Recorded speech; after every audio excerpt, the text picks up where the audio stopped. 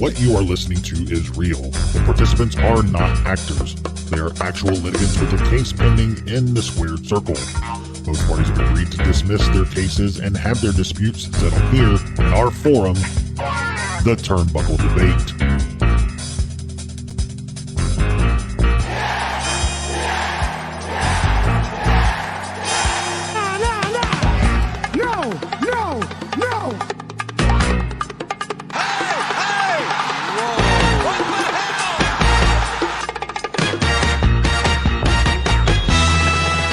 Hey everyone, welcome back to the Turnbuckle Debate. My name is Sneed. I'm Chad. I'm Colton. And our guest joining us today from the Gorilla Brain podcast, Mr. Al Day. What's going on, man? How are you?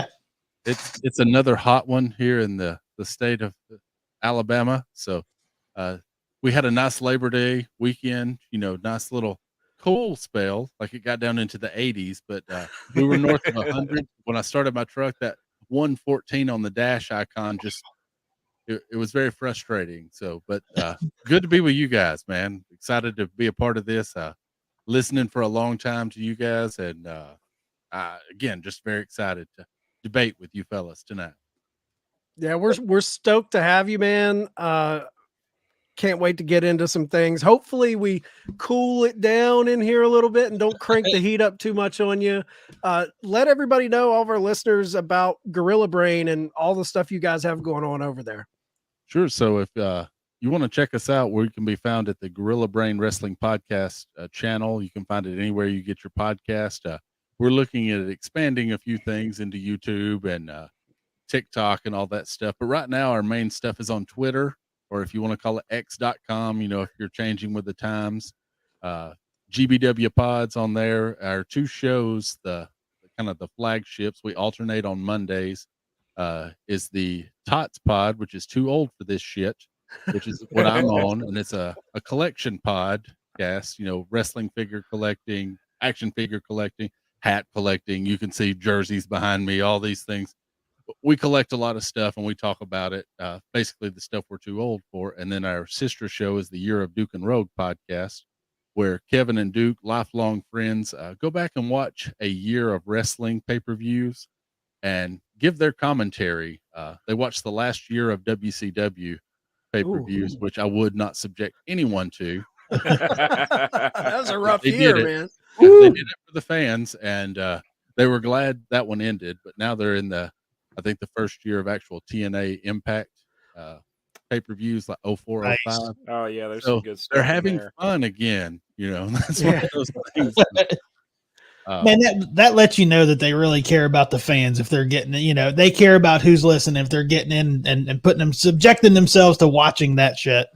Yes, the WCW stuff. Like I tried for the first couple of episodes, like to watch along. Like, okay, so when I'm listening along, I'll know what you guys are talking about. And I was like, I couldn't get past like the first match on the first card. I was like, no, I can't do this. This is god awful. But we can also be found on Facebook if you look up Gorilla Brain Podcast, as well as Instagram at GBW Pods. You can find us anywhere. Reach out. You can talk figs with us, talk wrestling with us, or just talk about anything with us. We're happy to oblige and have conversation with anybody. That's awesome. Sounds like a good time over there, man. Well, we have 3 new topics to debate. What we'll do, we have we'll go about 10, 15 minutes per topic. Get in where you feel like you fit in. There's no really rhyme or reason. No rules. Tom's not here, so we're not going to subject you to him. So that's a good thing too. But yeah, man, 3 topics. If you guys are ready to get into it, we'll get into it. Let's go. Let's do it. All right. First topic of the evening. Can Tony Khan change the fan perception of himself? Now we know, Tony's done a lot of, his interviews are always under scrutiny. Anything he does is always under a microscope. The fans always seem to have an opinion about what he does. Can he change what that perception of himself is? Man, I'll start. I feel like if he tries, it's just going to make it worse. That's my biggest fear is that he's going to try to do something, really dig his heels in, try to get in front of it, and then they're just going to eat him alive, more so than they are already. I think more than anything, it's just going to take time, man. I mean, Chad, I think you and Ace said it best on Wrestling Tonight. You hear people comparing TK to Vince, which, first of all, like you said, is an apple and oranges comparison. It's not even something you should have a conversation about. But Vince used to be the fucking owner's kid, the nerd that showed up and did the interviews. You know, he wasn't always big, bad, big businessman. And I mean, Tony's 4 years into running a company. He's on camera for the first time in his life. He'll get more comfortable, man. I mean, I think it's just keep doing what you're doing and give it time. And I think the perception will change itself. I don't want him to do anything. I don't want him to do anything to go out of his way to change the fans' perception, because I think they'll just bury him. I think it'll seem forced. They'll see it coming a mile away. I don't want to see him. We've already gotten little tastes of it with some stuff on Ring of Honor, and then also with some of the backstage vignettes of MJF and Adam Cole, especially the one with the alligator, the inflatable alligator gimmick. I was already not the biggest fan of that. I don't want any more of that.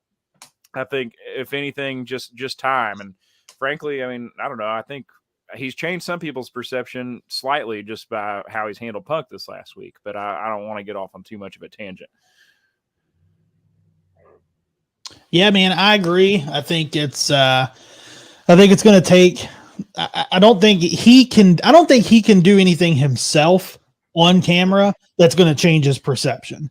Nothing that he comes on publicly or makes an appearance to do is going to change what people think. Anytime he gets on, every little, even down to his blinking is under scrutiny, and the hugs he hands out to wrestlers. Like, this guy he's a hugger, man. He hugs, and like, everything is under so much scrutiny that I don't think if he does anything, it's going to change the perception. The only thing that's going to change the perception is if he he's going to have to change it without being, without putting himself into the change, if that makes sense.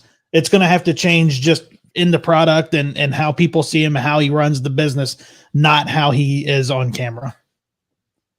Yeah, that's one of the things that I discussed this with a buddy of mine before we even had debate topics or anything between this group, that as the owner, should he take a step back and have like someone in a Jack Tunney role that is the face of the company, that's making the announcements, that is a wrestling name. I mean, it could be under the voice and guise of Tony, but seeing him on TV, especially the times when you've got a big special announcement, just wait, every week is one of those things. We don't need to see you that much.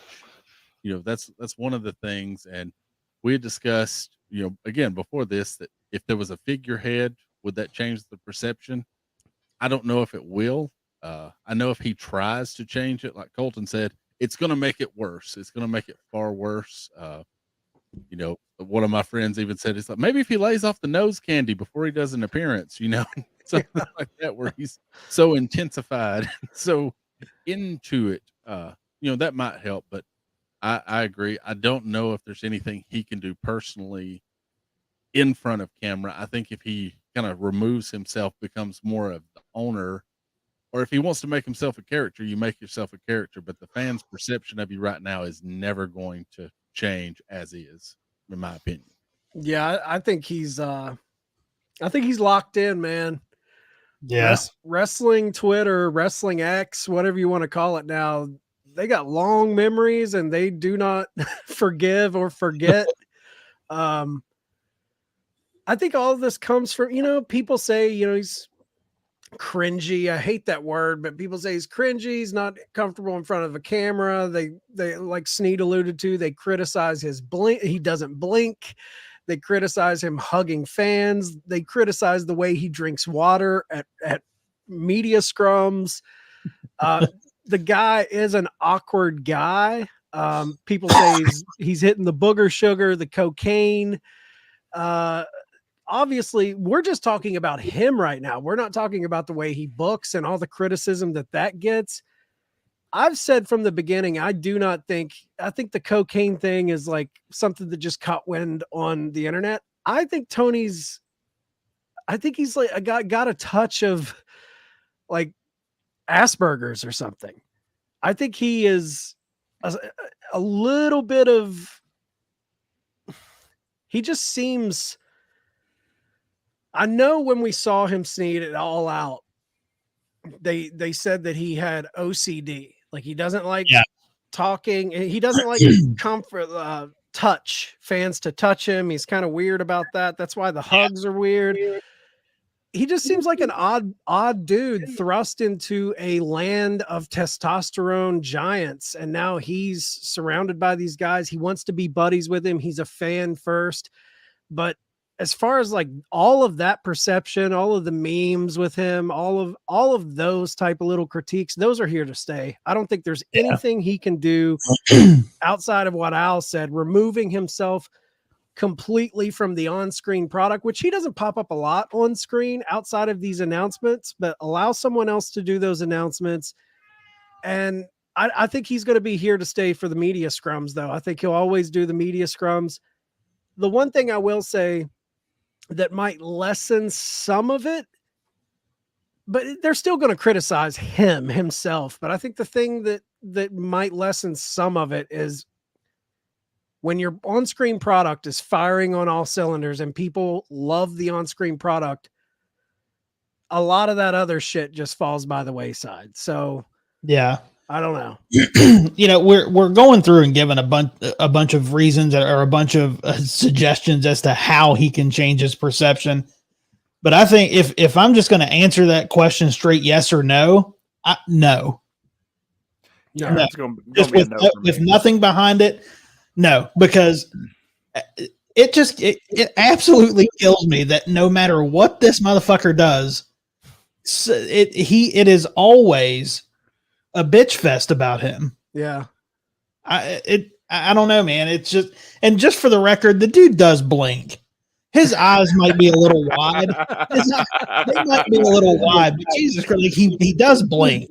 Yeah, it's funny that you say that because like I did after one of the big special announcements a few months ago when he did cut a minute and a half promo where he did not fucking blink at all. I started counting the blinks after that. I'm like, yeah, we get like 1 to 3. Like somebody told him, Tony, you got to blink just a little bit. Like, so he's picking it up. Yeah. I mean, doesn't he seem like he has a little bit of autism? Like, I'm not saying it in a bad way at all. Right. It's just he has that focus. Like I have friends autistic, and he just reminds me of someone that just, I think that's where his analytical, that super genius recall that he has for wrestling history, all of that, I think it comes from that place. I get more of that vibe than I definitely have get friends that who vibe. do cocaine too, and he doesn't give off a cocaine vibe to me.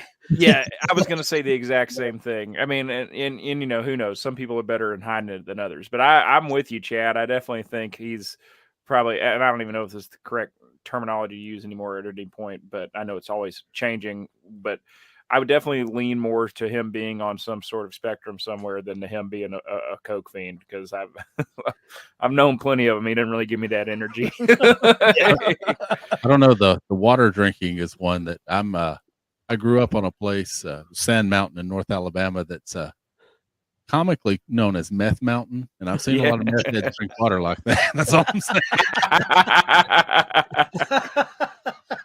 We live right around the corner from a place that is dubbed Marmeth. So it's the town's Marmet, but it is Marmeth. So we get that. I mean, do you guys think? Do you think he is fairly criticized when someone is put into a position like he is? You're going to get scrutiny, good, bad, or indifferent. You just are. He always gets those comparisons. there's no way Vince would let that happen. There's, it's always a Vince versus Tony or comparisons of Vince and Tony. God. Are these critiques of him fair? Or do you think it's just kind of fun internet stuff, fun internet banter that's kind of caught on?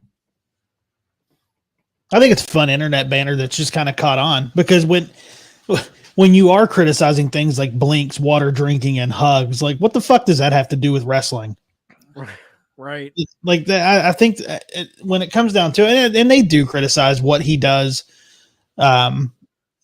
with how he handles things as well. But I think that's a big one. That's a big one. The brawl out situation. Yeah. Yeah, it's interesting. I don't know. I think I could come out and say that just wrestling fans and like the internet wrestling community as a whole, I don't think is justified in some of their criticisms. It's like, I feel like as far as a fan base goes, like you're hard pressed to find a fan base that hates the shit they love any more than pro wrestling fans. We just would love to hate on it. It's like, God damn, pal, can't you just like step back and enjoy it for a minute? I mean, he's not exactly as camera ready as most people who have run a wrestling promotion. He's definitely an easy target. He's definitely an easy target. But I will say, like when I've gone to AEW live events, and the fact that he comes out and talks to the crowd at every Dynamite or every Collision, I think that's super fucking cool. Like you would never see. I've been to countless WWE events. Vince McMahon's never done that. He's not going to come out and like hype up the crowd and thank them for being there, and try to like that's. I think that's a really nice touch, and the fact that he is that involved, I think is pretty awesome. I just think he does, and like in those situations, he definitely seems a little bit more approachable and a little bit more comfortable when the red light isn't on. And I think that he just kind of needs to stick what he knows and excel, man. He's an easy target. I don't think they're necessarily fair criticisms, though. I'm with you guys. I think it's just kind of fun internet banter that's caught on, and frankly, just people who are looking for something to bitch about. This is one of the best times to be a wrestling fan, period, ever. There's so much good. There's so much of it out there right now. You couldn't hope to watch it all in a week, even if you had the time. So, it's just quit looking for shit to pick apart, man, and just enjoy something you love. It's easy to jump behind and be so brave behind that screen and a keyboard these days. Yeah. It absolutely kills me how many people wish for the downfall of AEW. It's mind-blowing. It's not good for wrestling. And I would implore those people to look at it as, if they do go away, then what? Well, the thing that I think about when you hear fans wishing the downfall of AEW or wishing ill of Tony Khan and all of this, I'm like, if this company goes away, all of these people that are getting gainfully employed by All Elite Wrestling, not all of them are going to get picked up by New Japan, Impact, and WWE. So you're essentially throwing a lot of these talented people out on the unemployment line, because it's going to affect the people that are in WWE and Impact and those places that have the ability to go on the open market and get the best possible price, because you have bidding wars going on. Without AEW, man, a lot of these big contracts these guys have right now in WWE, in AEW, those are because this company exists. Right. So I feel like you're wishing ill on pro wrestlers. So if you're a fan of pro wrestlers, you want this company to succeed. I think it's made wrestling infinitely more interesting. Yeah. Back to the original question of just is the criticism fair on him? I think all the hugs, the water drinking, the coke, all of that, it's just kind of fun internet bullshit banter to me. But where I do think the criticism is legit on him is the leadership role. I do think the way he handled Brawl Out, I think it's easy to criticize him, but because I think it's his first big obstacle he's ever faced. Like take away the death of Brody, because I think when Brody died, AEW handled that beautifully. It was probably up to that point, one of the best wrestling memorials we had ever seen. It was hit it out of the park with flying colors. But as far as his first big controversy dealing with that, Brawl Out was handled very bad. You had his star free agent that he just brought in that he's a huge fan of clashing with the guys he started the company with. Yeah. It's not an easy spot to be in. The guy was stuck between two things where it was kind of the Sophie's choice. It's like you've got two kids and you've got to kill one of them. What do you do? You know, and all eyes were on him. You know, everything was on him to make this decision. He had never been in that position. You know, he deals with Fulham, he deals with Jacksonville Jaguars to a smaller extent, but he's never been in a position that's a game-changing company decision that could alter your roster and everything. So, and I think he failed. He failed that. Now I do think it'll help him. He'll grow from that. And that goes back to the way everyone's always comparing him and Vince. He came into this company with a TV deal, TNT, big professional wrestlers involved, Moxley, Jericho, all of these dudes. He didn't come from a wrestling family. Vince got to study under the tutelage of Vince Sr. for years before he took over the reins. So he knew the business before it was his decision. So I think it's very unfair. Like, let's go back to year 4 for Vince McMahon. What was he doing? Right, He was a stick man. You know, he was daddy's little boy holding the stick and interviewing wrestlers. Like, it's just a totally unfair comparison. But I do think his leadership being questioned is a good thing, because I do think he failed at Brawl Out and he could have handled that much differently. Yeah. All right. Does anybody have any final thoughts on Tony Khan before we move on? All right. We'll move on to the next topic of the evening. Are all the gimmick matches helping or hurting the overall wrestling product? Now, Al, this was the question that you brought to the table, so I'll defer to you to go first. I do love this layout, though. Yes. Yes, my beard is on fire right now. Awesome.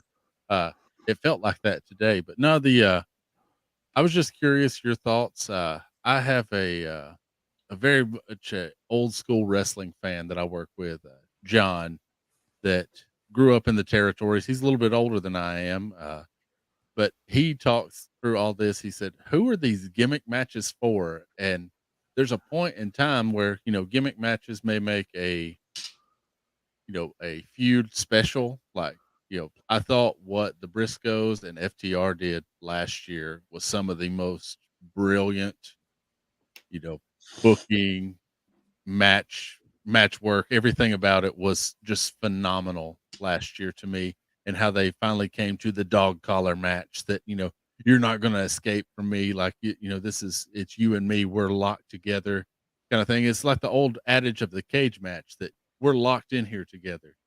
But do we need a Texas Chainsaw Massacre death match, for the love of God, guys? Like, is that drawing in more fans and I'm just not aware of it? Or is this, you know, hurting? I think, you know, if you have too many gimmick matches, you're trying to hit all these high spots and play into the crowd, and people don't appreciate what is good wrestling if they're looking for a show like that every match. So I'll let you guys take off on that. That's my initial soapbox there. I think that Texas Chainsaw Massacre death match was one of the biggest pieces of shit ever put on in a pro wrestling company. I think that's a money. I think that's, hey, there's this video game coming out. We're going to give you some money. Do this. I think that's appeasing your television partner in a way. And I think that's kind of the downside of modern wrestling, is we get a lot of those really shitty gimmicks, like the zombie match in NXT. I think that was tied in with some movie that was coming out. Like, back in the old school days, gimmicks mattered because everything was they didn't do those gimmicks for the most part on TV. They would have your TV shows, but they would do the big blow off cage match at the show. The show was a way to drive tickets to the live events, where today the money is the TV, which means you're going to have to serve. You have a lot of masters to serve, your broadcast partner, all of the sponsors that are putting money in. And I think that puts you in a weak spot where you're having to do really hokey, corny bullshit just for the almighty dollar. But even having said that, I do think there's a little bit too much gimmick stuff. Like, you don't always have to put a gimmick on it. I remember, cage matches now are pretty passe. Like, it doesn't feel big when there's a cage match because we're so used to it. Same thing with Hell in a Cell. When they had Hell in a Cell being a monthly pay-per-view, it's like every time October rolled around, we knew we were going to get a Hell in a Cell. Instead of pulling that match out when it was necessary for the storyline you were telling, I'm with Al. The way they built Briscoes and FTR was perfect because the first straight up match first, and then the next one, 2 out of 3 falls. And then the next one, it just kept progressing to the dog collar match. Same thing with Blood and Guts. I mean, sometimes they shoot that too quick where I feel like it's the cage match, the ladder match, those type of matches. It's the ultimate blow off. It's what you've built everything to. And sometimes they'll just throw a ladder match on TV for the sake of a ladder match. I don't think that's the way to go.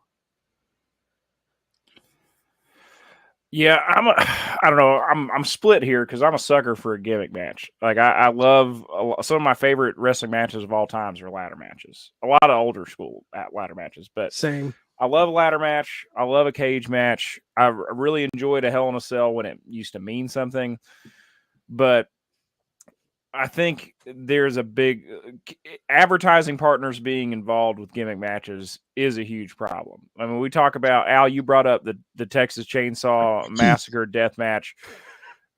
It was pretty bad. It was not as bad as the Mountain Dew Pitch Black match. And, I hate to speak ill of those who've just passed, but, that match with the Mountain Dew Pitch Black Zero, whatever you want to call it.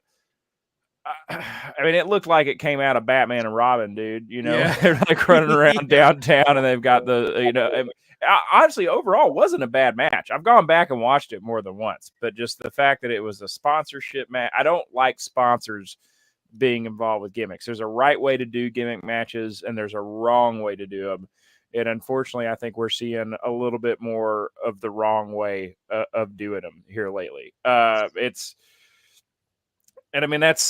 I'm also not necessarily opposed to, especially on a longer card. I'm a big fan of the concept of a let me up match, and that's what the Texas Chainsaw match was for me that night. I was like, oh shit, okay. Was that the go home show, or was it the week before the go home? I can't remember. I think it was the week before. I think it was the week before. I was like, all right, great. I can get up and, use the bathroom and get another plate of food and just kind of listen to what's going on in the background. But yeah, I think I'm with you, Al. I think that it is dangerous territory to and we don't have to have one every single pay-per-view. Personally, I really enjoyed the coffin match at all would have been all in. They were right next to each other, man. So it's all blurring together for me, which one was all in and which one was all out.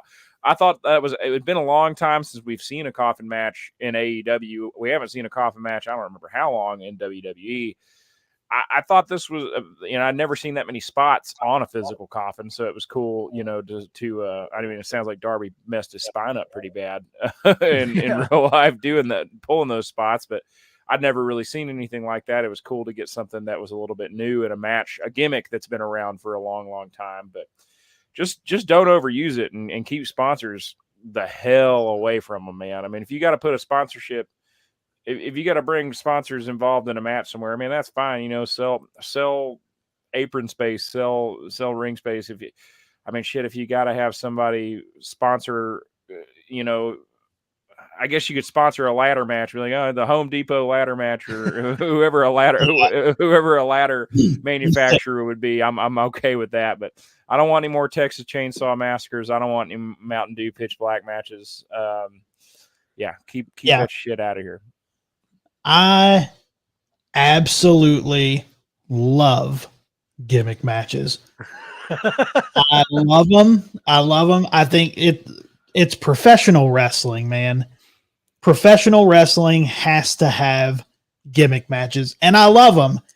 With one caveat, there has to be story with it. You got to have story. Now, if you're going to do shit like the Texas Chainsaw Massacre, where it's like, what the fuck are we doing?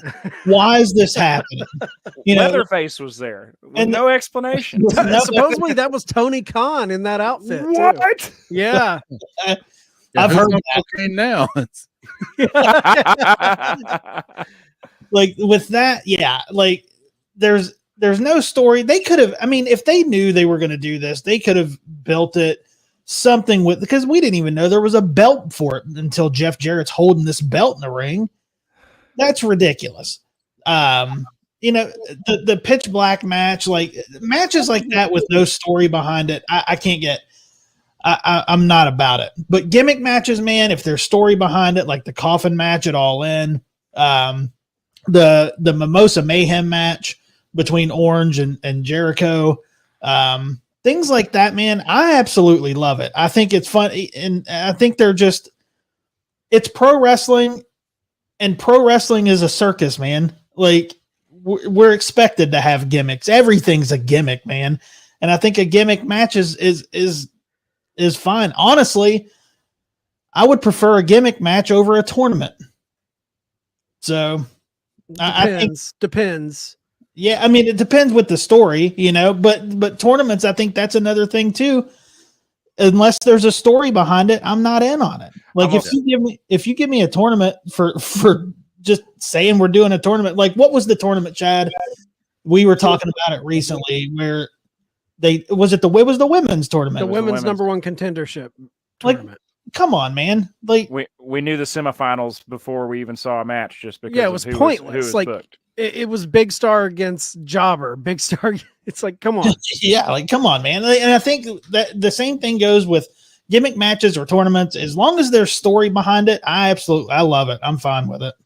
Well, I think Colton said a valid point about going back and watching some of these old gimmick matches and how you have love and revere, like the old ladder matches, the Hell in a Cell. But there was a story, like we've all said. I think we all concur on that there was a story leading up to this, and it made sense. And that's all my thing is that, you know, you don't have to have some violent death match, you know, every week. You don't have to have something, you know, off the cuff every week. If it's building to this, yes, that's one thing. But they just seem, you know, like, you know, the Pitch Black, it couldn't help but pop in my head. The directed by Joel Schumacher. I kept waiting to see that, you know, the old Batman, movies, you know, because everything glows in the dark, right? Yeah. But, you know, it's one of those things that if it makes sense and adds to the story, because that's what I think hurts wrestling. Like, you know, you want to get invested in this. Yep. We grew up in a golden age of wrestling. And I know WCW's downfall, I can speak for my boys Duke and Rogue on this, that the downfall when a television company takes over and starts being part of the booking committee and some of these decisions, and oh yeah, we need to do this, we need to do that. That's a problem. Like that's something that I agree with you guys. Let's keep that away. You know, if it makes sense, I don't think it hurts wrestling, but the over and over and over again of, we got to put a gimmick match on the show tonight. It's not necessarily the case. I just want it to make sense. I want to, like we've said, enjoy wrestling, you know, for what it is. You know, it is a circus. It is a carnival. I love going to live events. You know, I got to be there when Cody got whipped by MJF. Oh, that's awesome. Nice. 4 rows back. You know, it's one of those things that you feel those cracks. That's something that's part of the story. Yep. That was so phenomenal. And if we get good, phenomenal storytelling and throw in some gimmick matches, I'm there for that. But just because we need to pacify a sponsor. Let's not do it, guys. That's all. I'm with you. That element of it hurts the product. Yep. And it's crazy too, because when they do that type of shit, when they let's throw a death match together, let's throw this or that, it really just seems like they want something to pop a rating like right now. We need a rating tonight, so let's throw this on there to pop a rating. I want a spike. Yeah, they want a little spike. But if you're building the story, the rating will be there. Like popping ratings doesn't like you don't. I feel like you don't hold a rating when you pop a rating. It's like to hold a rating, you want consistent, good storytelling where, like right now, Adam Cole, MJF, it's a good long-term story. I'm invested in it. Bloodline, I'm invested in it. I tune in to see what the next chapter in this story is. If it's just week to week, like a standalone death match, standalone ladder match with no, the Texas chainsaw match, there was nothing behind that. So it's not, even if that segment did pop a rating, which I'd be shocked if it did, no one who tuned in to watch that is coming back as a repeat viewer. Like nobody. If anything, they're not coming back. Right. Yeah, man. Does anybody have any final thoughts on the gimmick matches before we move on? I think they're fun, but I think we got to have story, man.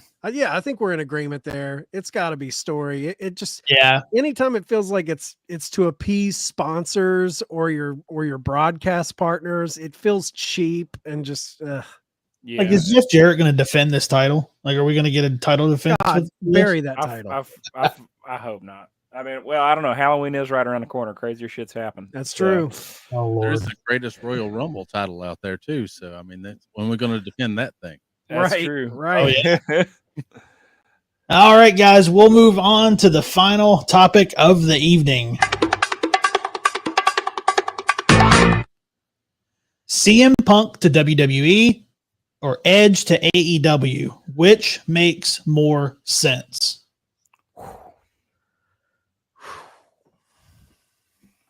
This is a tough one. It is tough, man. I'll go ahead and go. I think both make sense in some ways.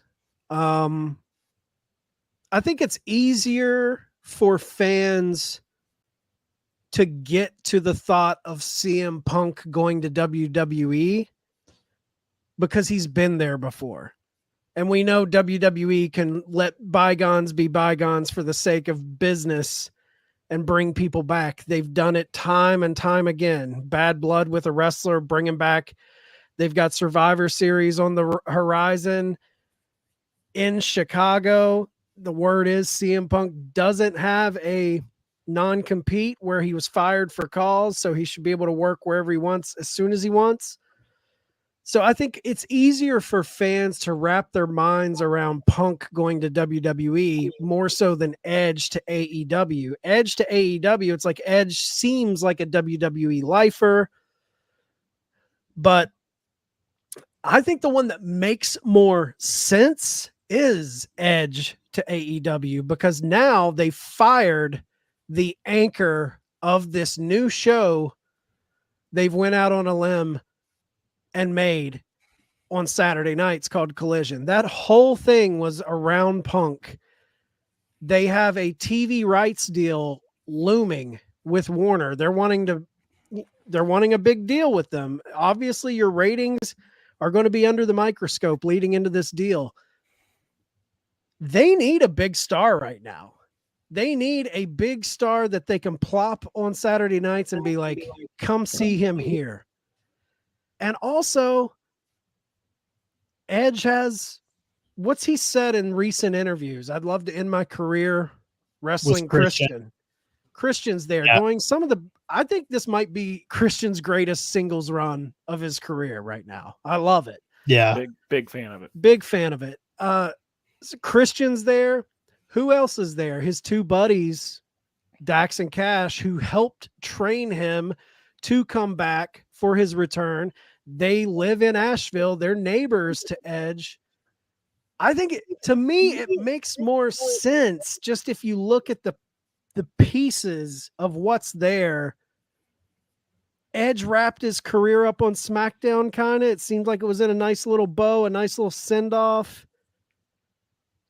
And Punk, does Triple H want to bring that in? I know money's money, and they've let a lot of people go, come back, but has that bridge been burnt? It's easier for me to wrap my mind around Edge coming to AEW than it is Punk going to WWE. I think both could happen. I think I wouldn't be shocked by either. I would probably be more shocked if Edge came to AEW, but to me, as far as it making sense, I think Edge and AEW makes more sense. I think I would be more shocked if CM Punk went to WWE. I think I would be more shocked if he showed up there. I think because I think to me it makes more sense.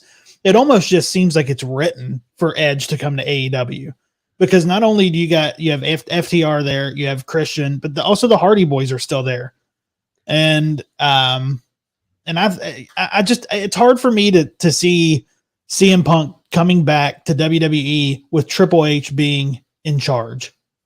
I don't know how that.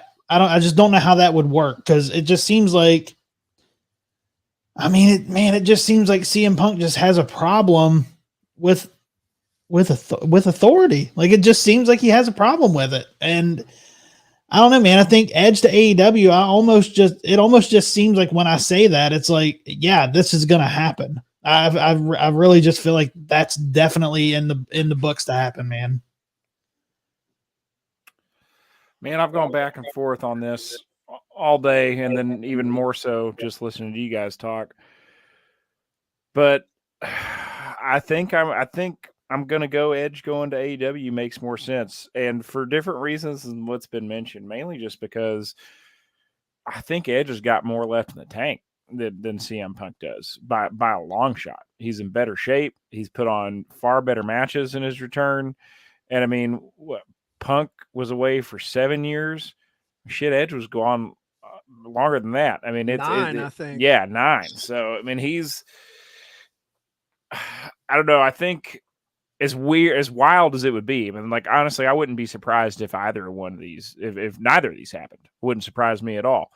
But I think Edge has got more left in the tank. I think he's got a little bit more to offer. And I mean, I don't know. I've got to arrange my feelings on where we are with Punk at this point because I've been all over the place with that guy. So, and I'm still not 100% sure how I feel about where things are. I get it. I think it makes sense, but I don't know if WWE really needs it right now. I mean, they've got enough between the bloodline fallout and, pushing LA Knight. I don't know if we really need, I don't know if you really need CM Punk in WWE right now. I mean, if their houses were down real bad, I could maybe see it making more sense. But like, I feel like they're doing all right now. That it would be a pretty big gamble to bring him in. But yeah, I mean, getting to see. I also have a hard time visualizing how we introduce Edge at AEW though. That's the biggest thing. I mean, I think he's got more in the tank, and I think he's got a lot to offer, and I think it could be really great. But just given everything that we have going on, I'm having a hard time seeing it. Like, how do you bring him into the fold in the next 3 to 4 months? Yeah, of the two options, it's looking at them at face value and what our glorious hosts here, Chad and Sneed, have said. It does sway me to lean, more toward the Edge side. But WWE is no longer owned by McMahon. And if they see a way to print money, good point. What would it be at Survivor Series if, ladies and gentlemen, let me introduce CM Punk? Controversy brings creates out a trash can and this title with an X spray painted on it and gives the reverse Medusa to this thing. I just got chills, Al. Yeah, I've had that Vince might same be thought, jonesing Al. for that. That old, I guess the meme of Vince, sitting there in the chair as she's dancing around him and his eyes are perking up. That idea that he could throw away Tony Khan's belt at a pay-per-view or a premium live event, whatever you want to call them these days, that chaps me, but I'm an old fart, so I don't change sometimes. But to have him come out on that stage, just you got 10 minutes, Punk, have at him, and just both barrels. I know WWE is not usually in the market of recognizing the other guy, but to do that would be the ultimate slap in the face to that disciplinary committee, those backyard EVPs, if you want to call them that. I'm entrenched on one side of this, fellas. I ain't afraid to say it. It's one of those. The more I hear this story, I'm like, yeah, he did some stupid things, but so did some other people here, and he went to a disciplinary committee, and we all agreed. That looked like there was almost a gun in his back when he's making that statement to me. That when Tony said it, but that's kind of where I'm at. Of man, CM Punk to WWE, that they don't necessarily need it in the story for ratings right now, but what a wrestling thing to do right there. Man, yeah, I'm changing my vote, Al. You got me. I got goosebumps. That's very true, man. Like, if you want to blow the internet up, oh my God, you have Punk, like you said, give him a live mic at Survivor Series, 10 minutes, comes out with the red bag, and everyone knows what's in it, stands at the top of the ramp or in the ring, cuts a promo, then pulls that belt out and throws it in the trash. It would be close to a knockout blow, I think. It'd be tough, man. I do think. I hope Tony got that belt back. That's for real, dude. For real. Like, if you didn't get that belt back, you're in trouble. I will say there's something to what you said, Colton, about they don't need him. Business is booming. Like, their business is more successful right now. That moment, is it worth the risk? Because essentially you're taking an eyedropper of poison and you're dripping it into this pristine well of spring water that's just ice cold and refreshing right now. It's so good. Is it worth dropping getting that one moment, that iconic moment that you would see in replays for years to come, for the possibility that this guy could come in and eventually shit's going to go bad? It'll be a honeymoon phase where in the beginning everyone loves Punk, but eventually someone's going to rub him the wrong way. Is it worth it? But the big thing, and I was going to say the same thing, Al, Endeavor owns this company now. Yeah. Endeavor owned UFC. They are very friendly with Phil Brooks. If Ari Emanuel comes to Vince McMahon and Triple H and says, I know he's gave you problems in the past, but we can't pass this up. We have to sign this guy. And I think that's on the table for sure. Yeah. That's a much bigger moment. Him doing that with the belt, I don't know. Is there anything AEW could do with Edge's debut that could match that? I don't think there is. I don't think so. I really don't think so, man. Edge isn't going to throw WWE under the bus. They've treated him like gold. He loves that company. He's probably even got permission like RVD did to come over, The most you could do, and it doesn't even scratch the surface of the moment Al so beautifully laid out for us. The only thing you could do is kind of a tip of the cap to that moment at One Night Stand where Christian's doing something in the ring, laying the boots to somebody. A guy in a motorcycle helmet comes out, spears him, takes the motorcycle helmet off. It's Edge. We get an Edge Christian feud. He can't be announced. He has to enter in an angle with a shocking surprise. Yeah. But beyond that, I don't think there's anything that even comes close to CM Punk dumping the real world's championship in the trash can. Well, and you guys can correct me if I'm wrong, but these two, their returns to wrestling are two of the biggest pops I've ever seen as a wrestling fan. 100%. I can still watch when CM Punk came back at Chicago, goosebumps pop up all over my arm just watching that crowd and how electric they were. And then when number 20 of the Royal Rumble there in Houston, and you hear that "You Think You Know Me" and that crowd, I'm getting goosebumps right now. Oh, just Yeah. describing both of those moments. That's one of those things that these two are very special guys, that if either one of them went the other direction with the right plan in place, it could be just a phenomenal memory for wrestling fans for years to come, if it's done right.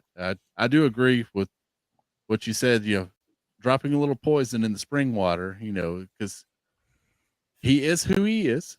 I'm not going to cover, he is who he is, but he's very upfront with that. And Endeavor having these, the ownership and the ability to overrule, no, you're going to bring him back. You're going to do this. And, they just have to, yes, we are. Yeah. This is going to be it. Dude, this is exciting. This has got me exciting for both possibilities. Tony has to come out and say they have to do something with this belt. Yeah.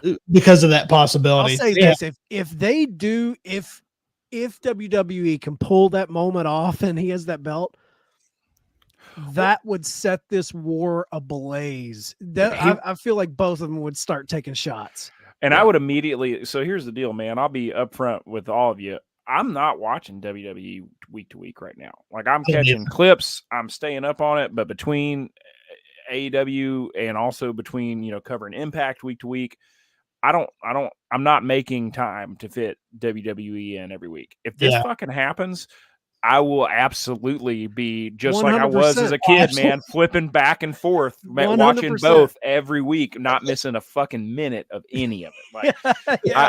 Like, just oh my gosh. And honestly, dude, even if he got the belt back, it doesn't matter because we've seen him bring it. He brought it out in a bag 2 or 3 times before ever pulling it out. All he's got to do is come out with a bag and throw it in a trash can. It's the same effect. Dude, if he comes out with that red fucking bag, dude, the fans would be, they would know. It would instantly grab you.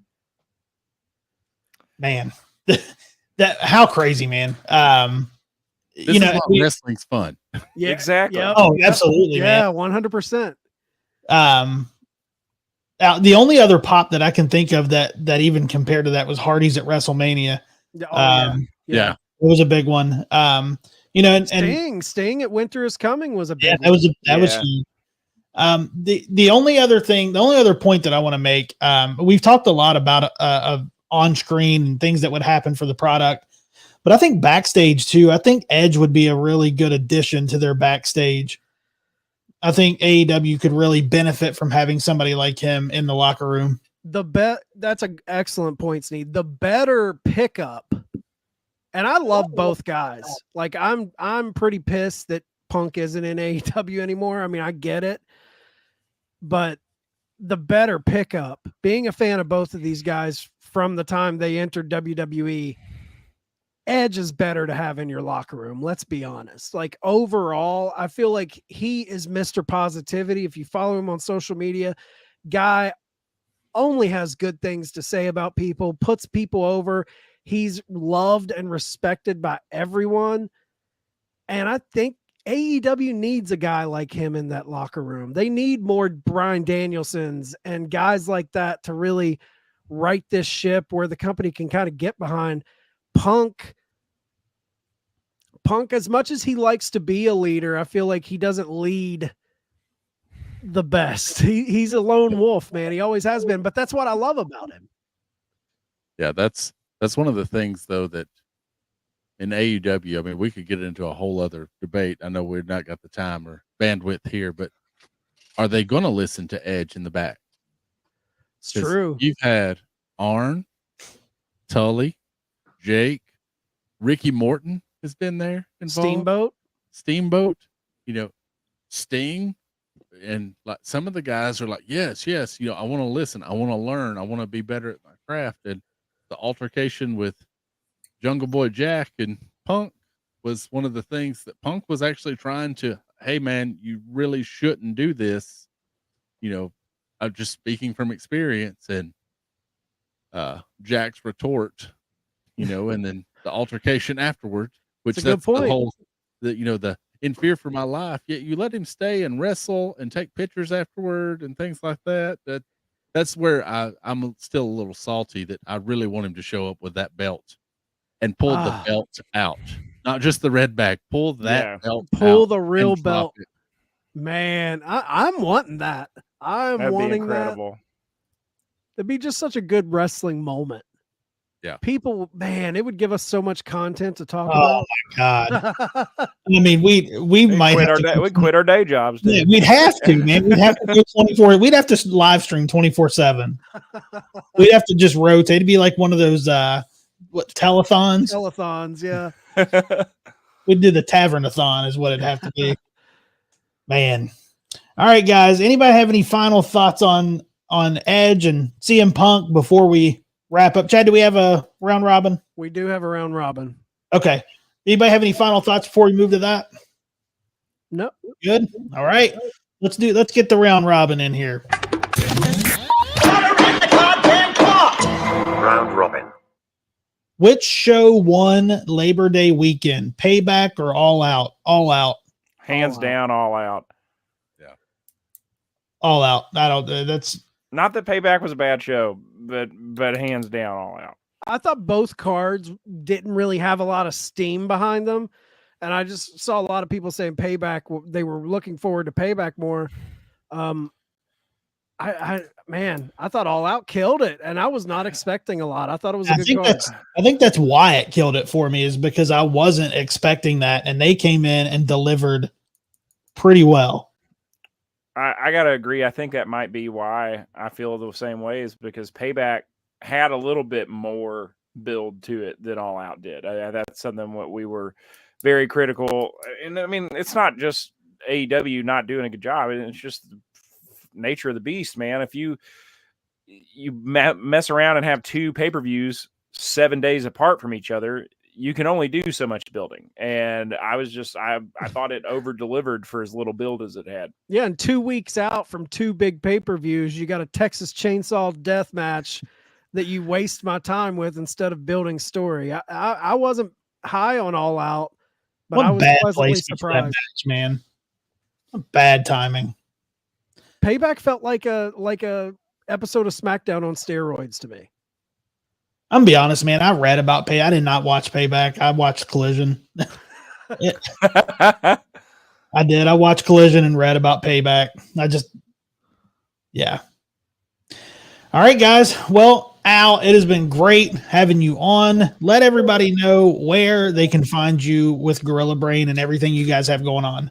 Oh yeah, anywhere you get your podcasts, you can look up Gorilla Brain Wrestling Podcast. Again, we have the Tots Pod and the Year of Duke and Rogue podcast alternating, dropping on Mondays. This week we had the Year of Duke and Rogue drop. Next week we'll have a new Tots, as well as monthly special episodes. We just made a list.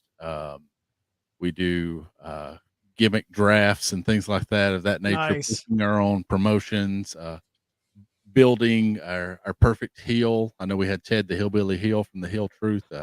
Do stuff like that. Just fun episodes that we try to give a little extra content.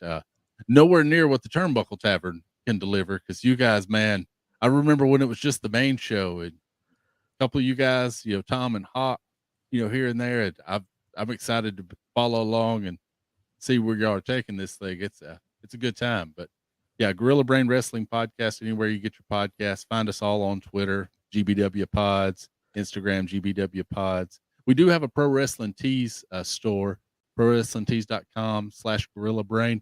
That's the only place to get officially licensed Gorilla Brain merchandise, because we've had some pirates on one of our shirts. That's an inside joke, guys, between the three of us that are Gorilla Brain Podcast.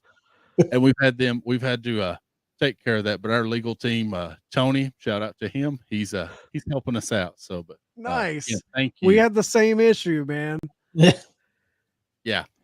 Pirates from like Pakistan were ganking our designs. I can't wait to see you guys grow, man. I love what you guys do. Yeah. Love that we finally got to have you on. Hopefully we can have you on again in the future, man. And appreciate the kind words about the tavern. I appreciate you guys. Thanks, man. All right, guys. That is going to wrap us up for this edition of the Turnbuckle Debate. Make sure you guys are heading over to theturnbuckletavern.com for all of your tavern needs. You'll find everything right there. Normally, this is Tom's spot to get his shit in, but Colton, we're going to give it to you. Colton, get your shit in. All right, guys, you can catch me with Acefield Retro on Thursdays on YouTube at 10:10 for Brace for Impact, covering all things Impact Wrestling, dropping on Spotify and Apple the following morning on Fridays. Man, that was professional. Loved it. Slick. All right, guys, court is dismissed.